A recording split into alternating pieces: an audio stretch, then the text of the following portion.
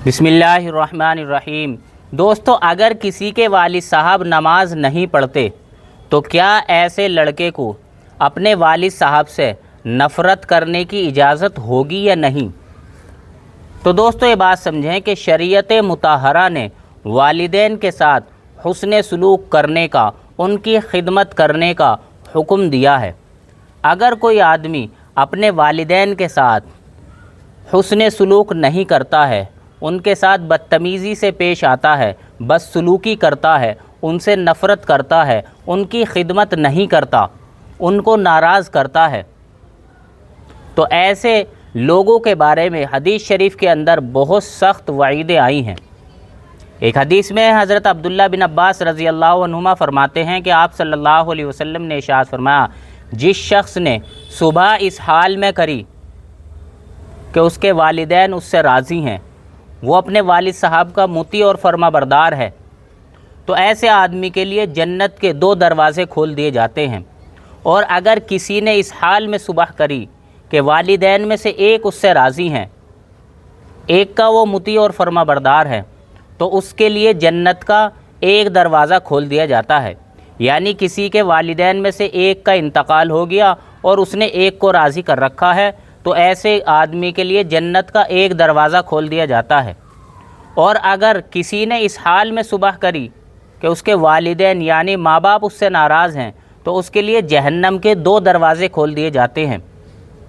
और अगर एक नाराज़ है तो उसके लिए जहन्नम का 1 दरवाज़ा खोल दिया जाता है। एक शख्स ने सवाल किया कि अगरचे वालिदैन उस पर जुल्म करें, तो आप सल्लल्लाहु अलैहि वसल्लम ने इरशाद फरमाया, अगरचे वालिदैन उस पर जुल्म करें, अगरचे वालिदैन उस पर जुल्म करें, अगरचे वालिदैन उस पर जुल्म करें।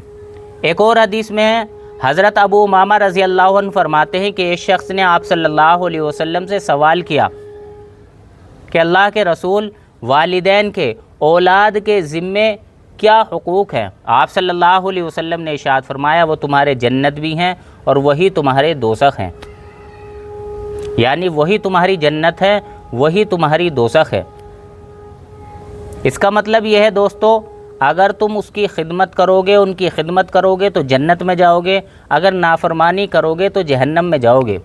दोस्तों, अगर किसी के वालिद साहब नमाज नहीं पढ़ते तो उनका कुदरत होने के बावजूद नमाज न पढ़ना ये बहुत बड़ा गुनाह है।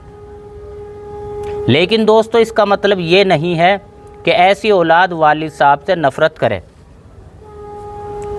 ऐसी औलाद को चाहिए कि उनकी खिदमत करे, उनके साथ मोहब्बत के साथ पेश आए, उन्हें नरमी से और मसलहत से उन्हें समझाए और उनके लिए दुआ भी करता रहे। जो औलाद इस तरीक़े से माँ बाप से पेश आएगी कि उनकी खिदमत भी करेगी, उनकी बात भी मानेगी, उनके साथ मोहब्बत के साथ पेश भी आएगी, उनके लिए दुआ भी करेगी, तो दोस्तों एक दिन ज़रूर आएगा कि ऐसे औलाद के वालिद साहब ज़रूर भी ज़रूर नमाजी बन जाएंगे। अल्लाह ताला सही समझ की तो दोबारा करनी पड़ेगी।